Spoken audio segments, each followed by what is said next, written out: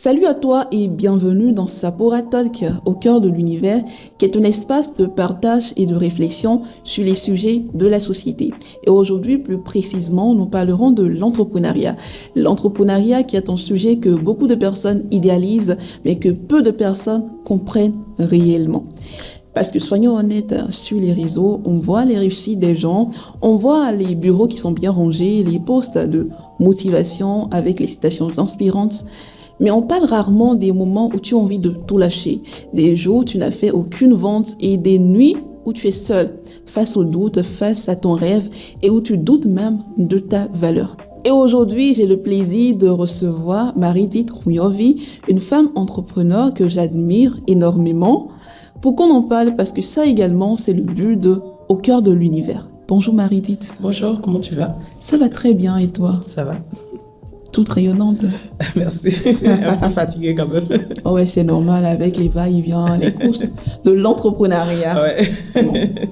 Alors, je te fais une confidence tout de suite. Oui. Et quand j'ai voulu te contacter, j'étais un peu réticente. Parce que je me disais, est-ce que Marie-Dite va accepter être mon invitée? Oui, pourquoi pas. J'ai pas de problème à être ton invité. C'était plutôt le timing qui était un peu compliqué. Parce que je suis déjà très fatiguée à cette heure de la journée. Ouais, bon, moi je n'avais pas vraiment de problème avec le thème. Et je me disais que si tu le voulais, tu allais trouver le temps. Ouais, mais quand même, je me dis, Marie-Dite, c'est une femme qui parle cash. Sans filtre sur les réseaux. Donc, j'ai répondu cash, oui. J'ai l'habitude de te suivre et bon, on peut avoir l'impression que tu es quelqu'un d'inaccessible. Pour moi, hein. Mais quand je t'ai contacté, ça s'est passé de manière très fluide. Ouais, c'est réellement. ça. Et ça me fait plaisir, ça m'a énormément fait plaisir. Merci pour l'invitation à Sapora Talk. Merci beaucoup. Je suis très contente d'être là et j'espère qu'on va passer un bon moment de discussion et de partage. Certainement. Alors, qui est Marie-Dite Rouyovi? Je suis une jeune entrepreneur de 34 ans, béninoise. Je suis entrepreneur de la restauration. J'ai commencé il y a bientôt 10 ans. Wow. Ouais. En 2016, pour être plus précise. Donc, voilà. Est-ce qu'on va fêter les 10 ans d'activité? Peut-être. Je ne sais pas ce que vous entendez par fêter. Oui, parce que souvent, les entreprises fêtent quand même 10 ans. 10 ans d'activité, c'est pas petit, hein? Ouais, mais il y a eu beaucoup de hauts et de bas, donc on va fêter 15 ans. Ah, 15 ans. Ok. Ouais, dans 5 ans. D'accord, ok. Super. Alors, on peut commencer? Bah ouais. D'accord. Quand tu t'es lancé, tu t'attendais à quoi? Et quelle a été ta plus grosse illusion? Bon, je peux dire que quand je me suis lancée dans l'entrepreneuriat, j'avais pas de doute. Je savais que j'allais y arriver parce que je savais déjà à quoi m'attendre. Je savais déjà que ce serait pas facile. Et je peux dire que quand même, depuis le début jusqu'à aujourd'hui, j'ai une communauté qui est toujours réactive, qui est toujours là pour moi. Donc je savais déjà à peu près à quoi m'attendre vraiment.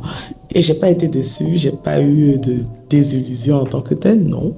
À part les petits soucis liés à l'entrepreneuriat même, et c'était des trucs prévisibles. C'était des trucs auxquels je m'attendais déjà. Donc voilà. D'accord. Est-ce que tu peux nous parler quand même des petits soucis que tu as eus? Quand je parle de petits soucis, c'est plutôt à mon niveau en termes de gestion, parce que je ne suis pas vraiment compétente en termes de gestion. Donc, j'apprends beaucoup de choses aujourd'hui. Jusqu'à aujourd'hui, j'apprends toujours. Et ce sont des compétences que je n'avais pas au début, qui ont fait que je n'ai pas vraiment pu m'en sortir depuis le début. Mais aujourd'hui, je pense que j'ai beaucoup plus d'expérience aujourd'hui qu'il y a 10 ans. Et je pense que l'expérience va continuer. Ok. Déjà, ton expérience, est-ce que tu penses que tout le monde peut être entrepreneur? Oui, tout le monde peut être entrepreneur si tout le monde veut se mettre au service des autres. Parce que l'entrepreneuriat, c'est d'abord ça, c'est répondre à un besoin et être prêt pour les autres. Entrepreneuriat, je pense que c'est un sacerdoce, il faut le prendre tout simplement. Si tu veux te mettre au service des autres, si tu sais que tu peux répondre à un besoin, tu peux être entrepreneur. C'est la volonté en fait. Donc tout le monde peut être entrepreneur? Ouais. S'il veut, c'est la volonté. S'il y a la volonté, tout le monde peut être entrepreneur. Il n'y a rien dans mon ADN qui me prédestinait à être entrepreneur. Il n'y a rien dans mon parcours. Je suis pas comme tous ces entrepreneurs qui disent depuis qu'ils étaient petits, ils entreprenaient. Non, moi, j'ai jamais rien vendu quand j'étais petite. Donc, je pense que c'est une affaire de volonté, une affaire d'avoir un service à proposer aux clients. Et puis voilà. D'accord. Une affaire de volonté, une affaire de D'avoir service un service à proposer aux clients. à proposer. Ouais. D'accord. Et pour toi, quelles sont les qualités requises pour un entrepreneur? Un entrepreneur doit être prêt pour son client, il doit être prêt à se mettre au service du client, il doit avoir de l'écoute, il doit aussi se sacrifier pour le client. Je pense qu'un entrepreneur qui veut durer ne prend pas tout de suite à cœur le bénéfice et tout. Il doit d'abord se faire un nom, rendre ses clients fidèles et les mettre en confiance. Après, tout le reste, ça va de crème. En fait, je parlais un peu plus des qualités. Est-ce qu'il y a des qualités précises, en fait, Pour un entrepreneur, oui. Est-ce qu'une personne timide, par exemple, peut être entrepreneur? s'il trouve des gens pas timides pour travailler pour lui, oui. Il y a forcément des solutions. Donc, je pense que ça revient toujours à la volonté. Quelqu'un de timide peut être entrepreneur et ne pas forcément s'exposer. Avoir des gens qui vont parler pour lui, agir pour lui. Donc, ça se résume toujours au même mot, la volonté. Si tu veux être entrepreneur, tu seras entrepreneur. Tu seras entrepreneur. Ouais. D'accord. Et pour toi, quelles sont les étapes à suivre? L'étape à suivre, c'est d'abord déceler le besoin, savoir si on est capable de répondre à ce besoin, avoir la volonté, après savoir gérer, parce que c'est la gestion qui garde l'entreprise à flot. Donc savoir gérer et puis avoir un petit brin de passion, vouloir vraiment se mettre au service des autres. Voilà. D'accord. Si tu devrais dire quelque chose à quelqu'un qui veut entreprendre, tu lui dirais quoi? Je lui dirais d'être prêt, de s'armer de courage et surtout de ne pas se décourager parce qu'il y a beaucoup de critères, il y a beaucoup de notions qui poussent à te décourager et tout. Il ne faut pas se décourager parce que moi, si je te dis que j'ai fermé peut-être 7 fois, pourtant je suis toujours là. Ça ne va pas m'empêcher, même si je fermais encore aujourd'hui, je reviendrai encore. C'est tout simple, c'est tellement clair dans ma tête qu'il n'y a pas de discussion à faire dessus. D'accord. Est-ce que tu penses aujourd'hui que les jeunes entrepreneurs, les entrepreneurs vendent un peu trop de rêves aux gens? Je pense que les entrepreneurs, ils mentent aux gens. Ils ne leur disent pas réellement le fond des choses. Il y a beaucoup d'entrepreneurs qui sont pistonnés. Il y a beaucoup d'entrepreneurs qui n'ont pas commencé de zéro et tout. Et il faudra pouvoir dire aux gens que j'ai commencé comme ci, comme ça, dire la vérité. Parce que c'est cette vérité qui permet aux autres de ne pas renoncer. Parce que quand tu es quelqu'un, toi, tu te dis, tu souffres, mais tu vois l'autre qui vient dire, ça va, tout va bien et tout. Tu te dis que c'est toi qui n'est pas fait pour ça, alors que non. Et ça te décourage. Donc, je pense que beaucoup d'entrepreneurs mentent sur les réseaux. Bon, je ne sais pas dans quel but, mais ce n'est pas productif. C'est pas productif. D'accord. Quel a été ton plus grand moment de solitude? Est-ce qu'il y a eu des moments où tu as envie de pleurer, tu as envie de tout lâcher? Je pleure tous les jours à mon boulot, parce qu'il y a des moments où tu te rends compte qu'en fait, tu rêves tellement grand, tu as tellement de choses à faire, mais tu es seul à porter le projet, tu es seul à avoir la vision, et puis tu te sens seul. Tu te dis, pourquoi je me bats, pourquoi j'essaie quand même de m'en sortir, quand il n'y a pas, en fait, tu es seul dans ton idée. Il n'y a pas tout le suivi autour. Et je pense que c'est mon plus gros problème, c'est ma plus grande source de tristesse. C'est ça. Donc jusque-là, tu n'as pas quand même réussi à quand même amener tes employés autour de ta vision? Je pense que la restauration, c'est le secteur le plus compliqué. Parce que chaque employé modèle que tu as, que tu peux amener dans ta vision, rêve d'indépendance. Il a aussi sa vision, tu vois. Donc, tu ne peux pas travailler seul, tu dois forcément travailler avec des gens. Mais si ton collaborateur lui-même, il a la même vision que toi, bon, à des différences près, il ne va pas pouvoir rester. Donc, c'est ça qui rend un peu l'entrepreneuriat de la restauration difficile, parce que tous ceux qui peuvent travailler avec nous ont quand même le petit potentiel pour entreprendre personnellement aussi. Donc, c'est un peu compliqué. Et tout, il y a parfois des moments de solitude, tu te dis, tu es toute seule à porter ton projet. Voilà. D'accord.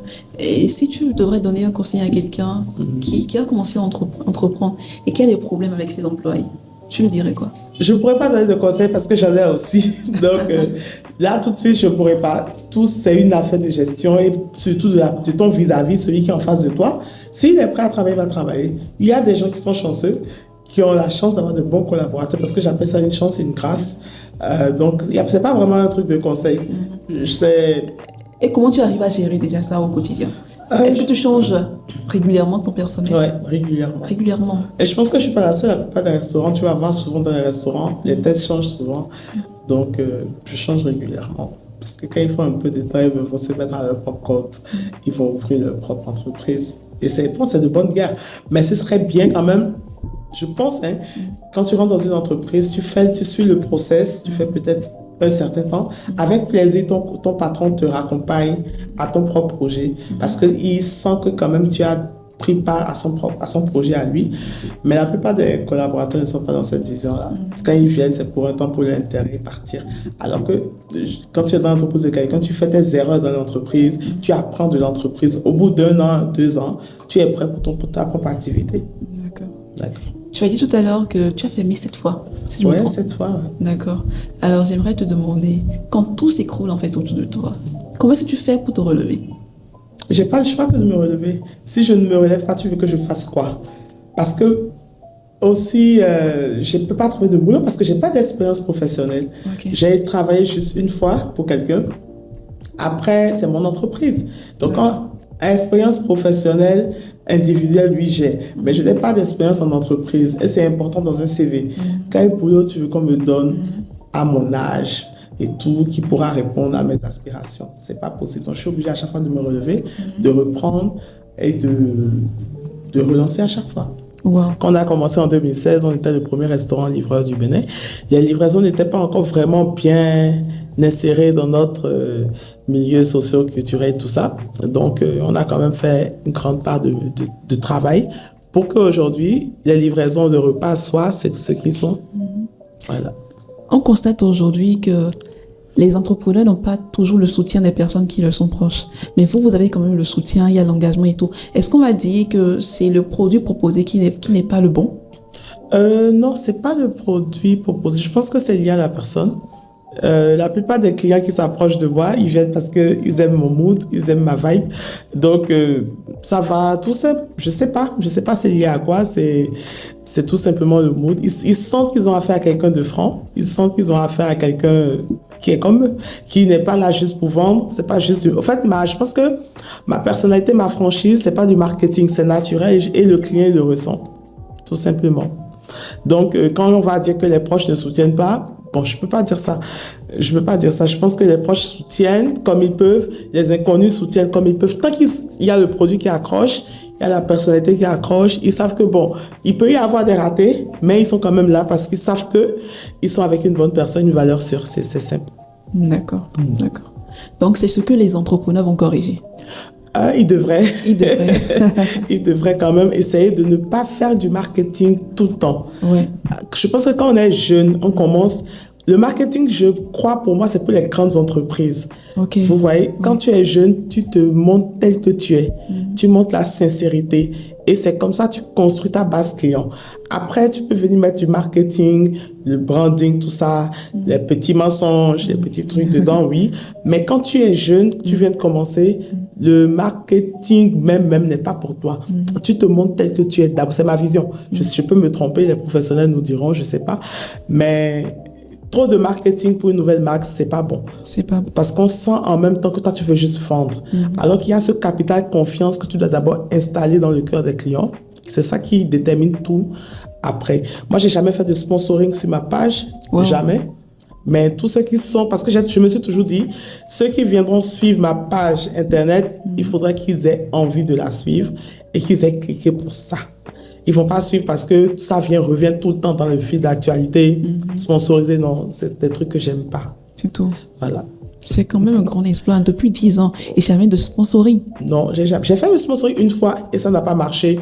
Ça a bloqué ma carte. Donc, je me suis dit, c'est vraiment pas pour toi. J'ai arrêté. Et je suis contente d'avoir arrêté.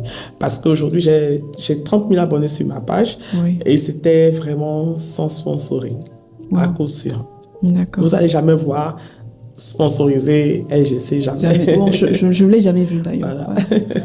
Les gens ont quand même reçu votre projet avec beaucoup d'engagement, d'engouement. Mais ça dit que vous n'avez rencontré aucune difficulté? Les difficultés que moi j'ai rencontrées personnellement, c'était lié à ma propre personne.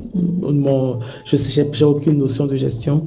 J'ai appris sur le tas aujourd'hui. Il y a des erreurs que je vais plus faire. Des trucs que je faisais il y a peut-être 10 ans, je vais plus les faire aujourd'hui parce que j'ai appris. J'ai appris aussi à comprendre certains trucs, en fait. Et aujourd'hui, je suis plus aguerrie. Je suis plus aguerrie sur tous les plans en matière de gestion. Et il y a des erreurs que je vais plus refaire. Vous avez déjà fermé une fois? 7 fois. 7 fois, Ouais. wow. J'ai fermé 7 fois. Mais j'ai la chance d'avoir une clientèle qui est toujours Qui est toujours prêt? Toujours. Pour être Le jour où ils entendent LGC a ouvert. Bon, avant, j'étais FTG. Dès qu'ils entendent, oh là là. ils sont toujours prêts. là. Ouais. Ils sont Depuis là. 10 ans, ils sont là. D'accord. Déjà, moi, j'aimerais vous demander, pour quelqu'un qui a déjà fermé 7 fois, ça dit tomber 7 fois, et qui s'est quand même relevé, quelle a été votre motivation? Ma motivation, c'est que c'est ce dans quoi j'ai déjà tout mis. Je me suis déjà investi. C'est comme si quelque chose t'a tout pris. Tu peux pas laisser cette chose partir sans lui prendre ce qu'elle t'a pris, tu comprends? Donc, c'est ça qui me motive à chaque fois à me relever. C'est ce que je sais le mieux faire. Si aujourd'hui je devais reprendre, trouver un boulot quelque part, ce serait comme si j'ai perdu 10 ans de ma vie, en fait, parce que j'ai tout donné pour mon entreprise. Mon entreprise m'a tout pris aussi. Et on doit pouvoir, on doit pouvoir équilibrer les choses. Et tant que ce ne sera pas ça, je ne peux pas renoncer. C'est surtout ça qui me fait avancer. D'accord. Et il y a aussi, il y a aussi des clients, mes clients ne me lâchent pas. Quand je fais, mes clients me dérangent. Je leur dis, mais il y a d'autres vendeurs à aller acheter. Ils me disent, non, Tata Berry, il faut réouvrir parce qu'il n'y a personne qui nous traite comme toi.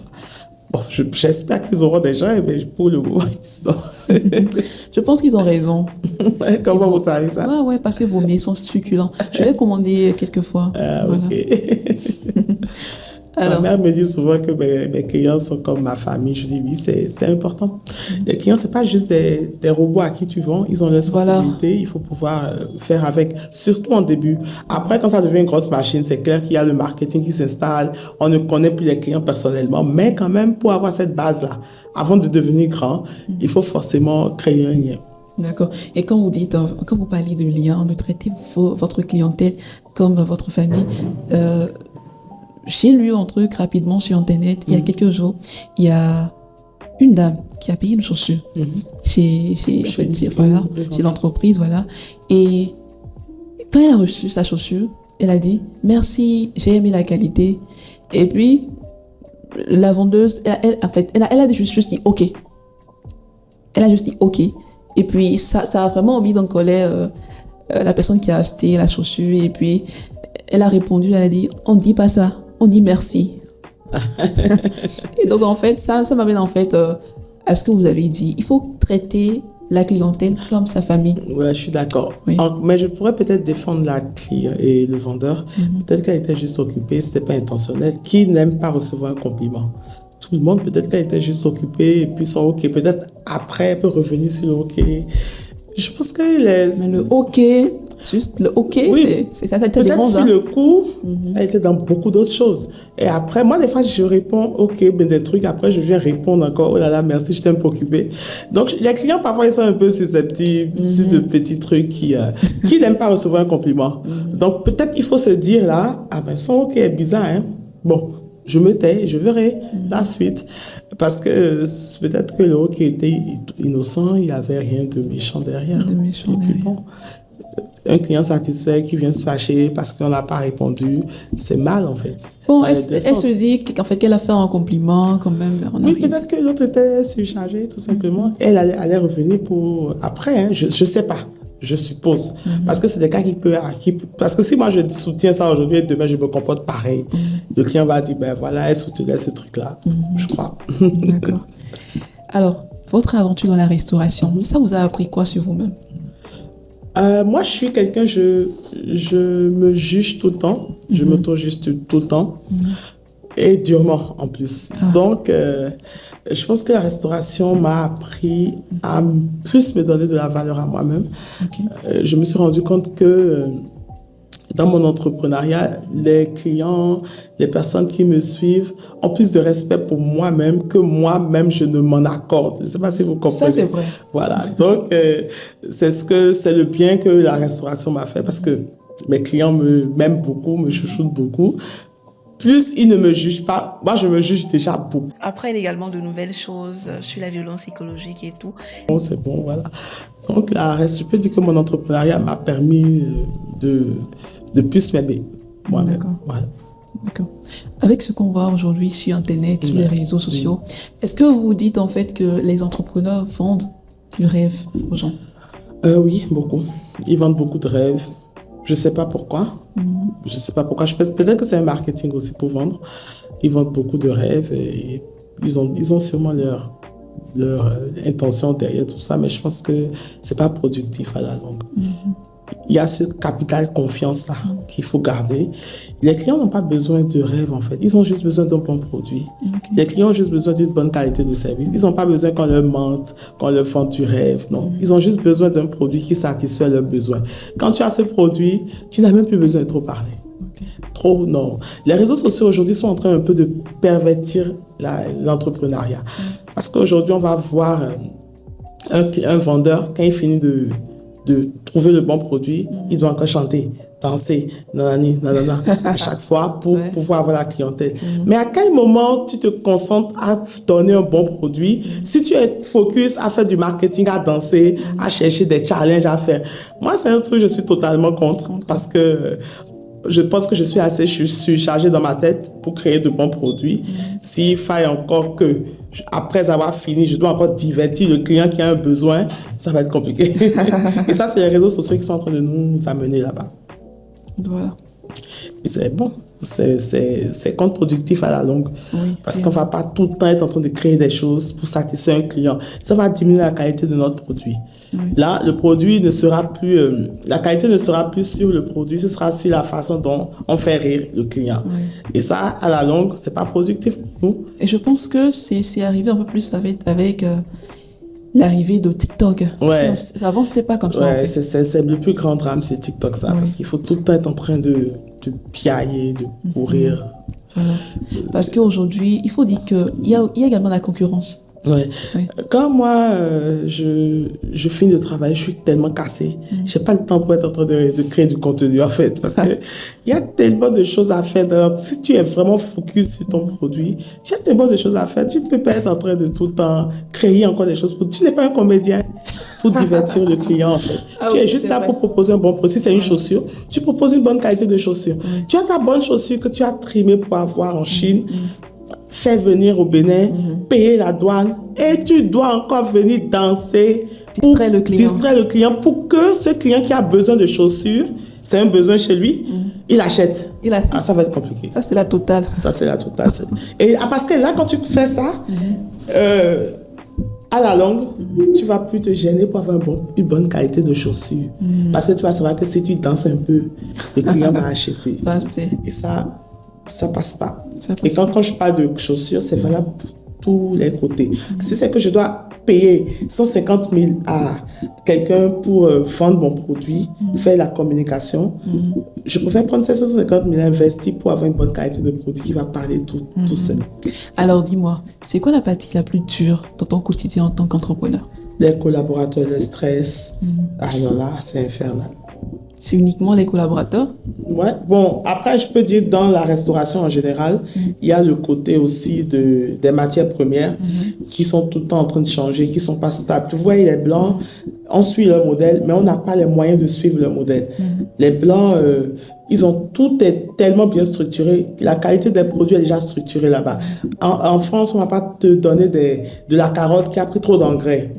Quand tu achètes une carotte aujourd'hui premier, dans 10 ans, ou bien tant que le standard n'a pas changé, tu vas toujours acheter une carotte avec le même degré d'engrais. Chez nous au Bénin, tu achètes une carotte lundi, jeudi, c'est une autre carotte qui vient. Et si tu as un temps de cuisson prêt et défini de 5 minutes, si tu mets la carotte qui a trop d'engrais dedans, alors là, tu vas échouer en même temps. Ça va te créer beaucoup de problèmes. Donc, il y a ces petits problèmes que nous avons qui sont compliqués. On veut suivre le modèle français, mais nous n'avons pas les standards des Blancs, en fait. Okay. Et ça, c'est le plus gros problème aussi, à part les collaborateurs. Les collaborateurs. Ouais. Alors, si tu devais donner un conseil à quelqu'un qui aujourd'hui a envie de se lancer dans l'entrepreneuriat, Tu dirais quoi? Entrepreneuriat général, il faut avoir la volonté, avoir un bon produit à proposer aux clients et puis être prêt à se sacrifier. C'est tout simple. Il n'y a pas meilleure formule, il n'y a pas midi à 14 heures en fait. D'accord. Alors, pour toutes les personnes qui te voient faire et qui se disent « Ah oui, Marie dit elle est dans la restauration, c'est facile, tout est rose », tu leur dirais quoi? Si c'était facile, je n'avais pas fermé tout le temps. Personne ne montre ses difficultés en ligne. On n'en a pas besoin. Je suis totalement contre le marketing de pitié aussi. Voilà, tout ce qui oui. nous arrive à là, je suis totalement contre. Personne ne montre tous les travers, tout ce qu'on endure à chaque fois. Mais que la personne qui pense que c'est facile se dise en même temps que ce n'est pas facile. Et sache déjà que le jour où elle voudra faire pareil, elle va devoir beaucoup travailler.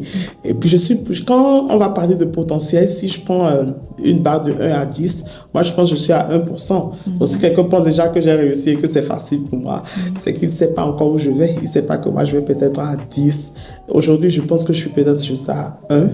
Alors que je vais peut-être à 10. Donc, il y a tellement de choses encore à faire, c'est tout sauf facile. C'est tout sauf facile. Ouais. Alors, tu as dit que tu as fait 1007 fois. Ouais.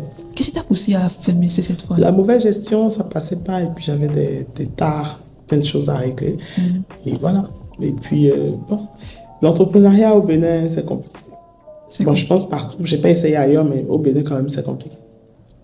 C'est compliqué sur tous les plans. Sur tous les plans. Ouais. Est-ce que vous pouvez énumérer ces plans-là? Quand je parle de plans, déjà niveau clientèle, la clientèle n'est pas fidèle. Là, quand je parle de fidélité, là, c'est un peu en contradiction avec ce que j'avais dit tout à l'heure. Mais c'est autre chose, en fait. La clientèle, elle veut tout le temps essayer de nouvelles choses. Vous voyez? Il y a ce petit côté-là qui fait qu'il y a un petit souci. Normalement, en matière de fidélité, tu sais que mon ventre là, j'ai mis ça dans la main de telle personne. Dès que tu vas voir un petit truc passer, tu vas pas aller courir, aller acheter. Il y a ce côté-là. Il y a le côté le milieu en fait. On n'a pas les moyens pour travailler correctement comme il faut. La cherté des produits. Il y a tous les paramètres qui agissent dans la vie de tout le monde. Tout ça, ça compte en fait. Ok. Est-ce que tu peux dire quand même que tu fais un chiffre d'affaires conséquent? Que tu es à l'aise, que... Moi, c'est mon boulot qui me nourrit, me blanchit. C'est mon boulot qui paye les salaires. Je ne prends pas de l'argent ailleurs pour mettre dans mon entreprise. C'est l'entreprise qui fait tout. Donc, je peux dire que mon entreprise est viable. Aujourd'hui, oui. Alors, nous sommes à la fin. Ouais. Ça a été rapide. Très rapide. Alors, est-ce que vous avez un mot à dire quand même à toutes les personnes qui nous suivent? Déjà, merci à vous pour l'opportunité. Merci pour l'émission. Même si j'étais un peu fatiguée, ça se voit déjà.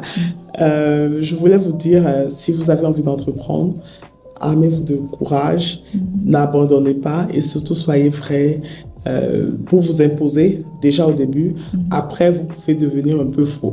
Mais pour le début, pendant les 15 premières années, soyez vrais. Soyez vrais. Et tout. Ayez une stabilité, ne vous dispersez pas. Surtout ça. Ok, merci Marie-Di d'avoir accepté mon invitation. C'est un plaisir. Plaisir partagé. Merci beaucoup. Alors, merci d'avoir écouté cet épisode jusqu'au bout. Si tu es entrepreneur ou si tu rêves de le devenir, souviens-toi que ce n'est pas toujours beau, mais c'est formateur quand même. Parce que derrière chaque réussite, il y a des chutes, il y a des larmes, il y a des défis. Alors, si cet épisode t'a parlé, partage-le également avec quelqu'un qui a besoin de l'entendre. Merci et à bientôt pour un autre épisode.